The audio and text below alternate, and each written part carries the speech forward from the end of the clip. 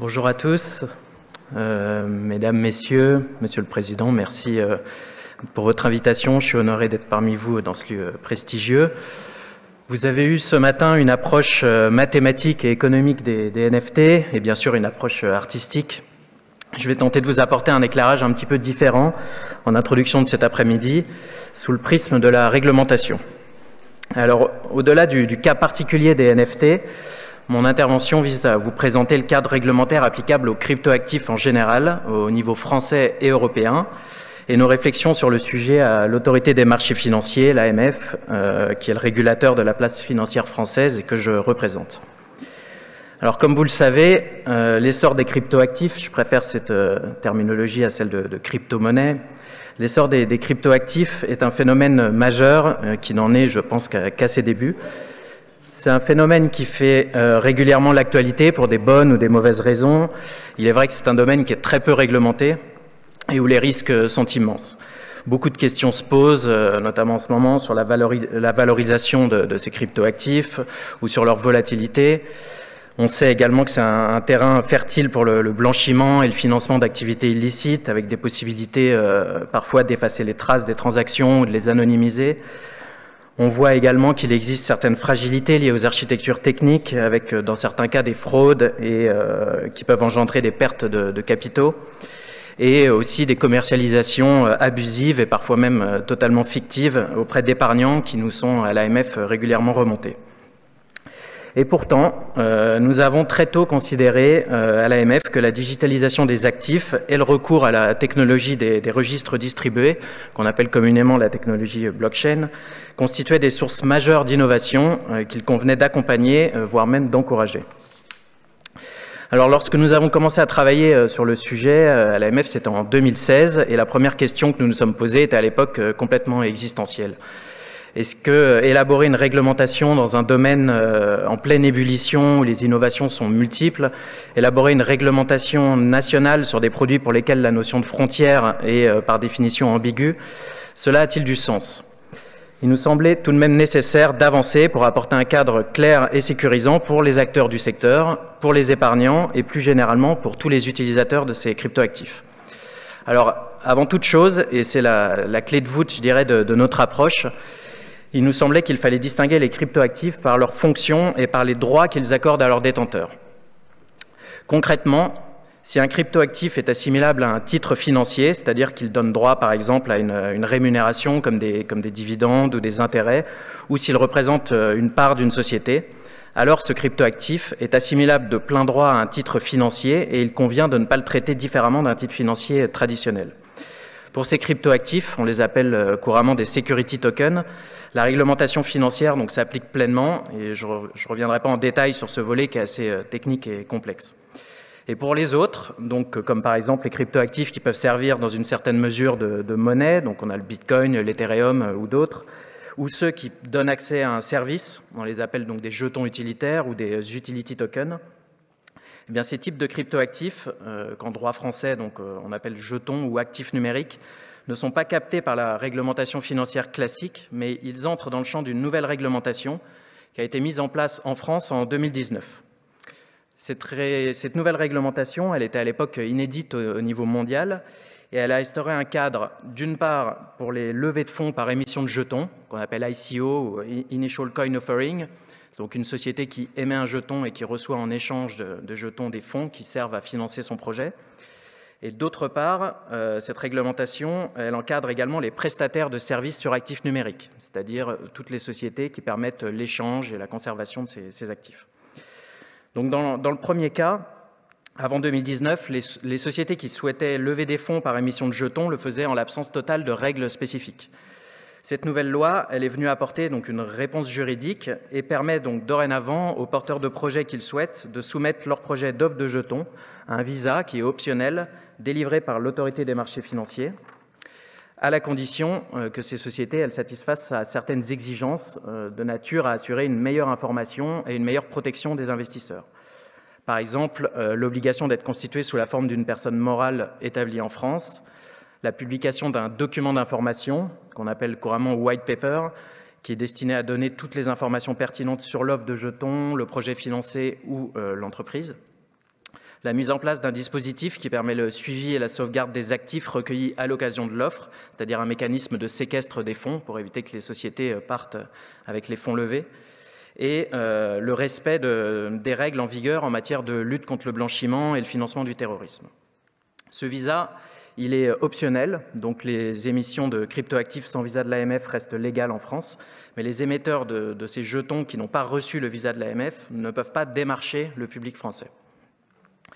Donc, dans le deuxième cas, cette nouvelle réglementation, elle a également institué en France un cadre pour les prestataires de services qui évoluent dans le secteur des cryptoactifs. Donc, depuis 2019, les sociétés françaises ou les sociétés qui s'adressent à un public français doivent obligatoirement s'enregistrer auprès de l'AMF si elles exercent certaines activités. Par exemple, une activité de conservation d'actifs numériques, c'est-à-dire si une société stocke sur ses comptes des cryptoactifs appartenant à ses clients, une activité d'achat ou de vente d'actifs numériques, en pratique une société qui propose à ses clients des cryptoactifs contre de l'euro ou des cryptoactifs contre d'autres cryptoactifs, et également l'exploitation d'une plateforme de négociation d'actifs numériques. Concrètement, c'est donc les plateformes d'échange ou bourses de cryptoactifs qui doivent également obligatoirement s'enregistrer auprès de l'AMF avant d'exercer leur activité. Cet enregistrement, il est donc obligatoire et il suppose que l'AMF a vérifié un certain nombre de vérifications pour s'assurer notamment de l'honorabilité, de la compétence des dirigeants ou du respect de la réglementation relative à la lutte contre le blanchiment et le financement du terrorisme.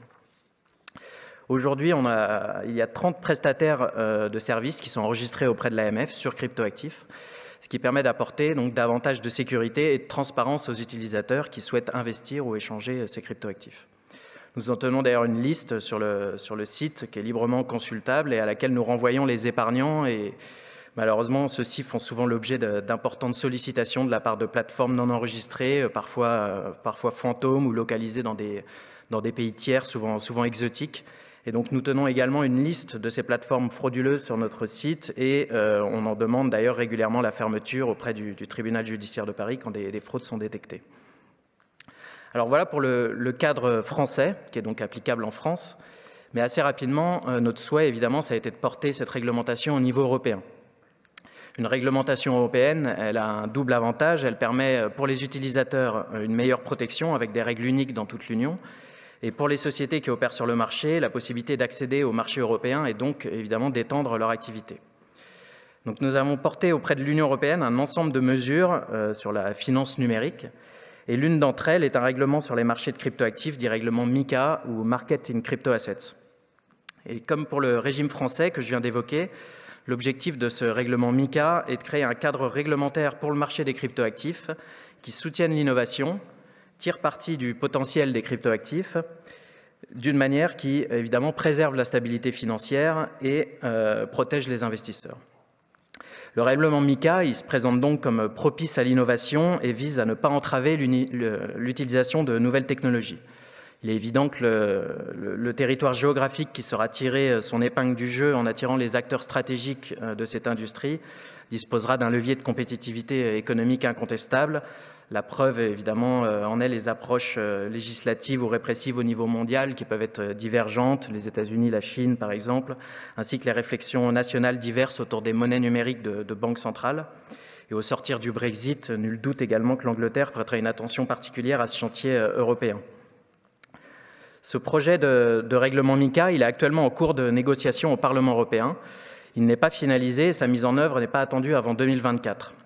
Il couvre donc les cryptoactifs qui sont définis de façon assez large et qui sont définis comme une représentation numérique d'une valeur ou de droit pouvant être transférés et stockés de manière électronique au moyen de la technologie blockchain.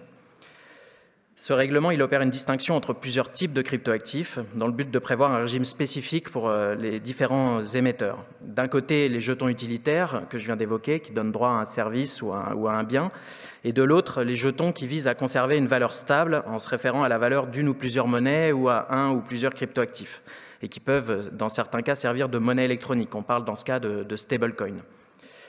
Et dans ce régime européen, on retrouvera les grandes caractéristiques du cadre français, qui sont donc maintenant portées au niveau européen.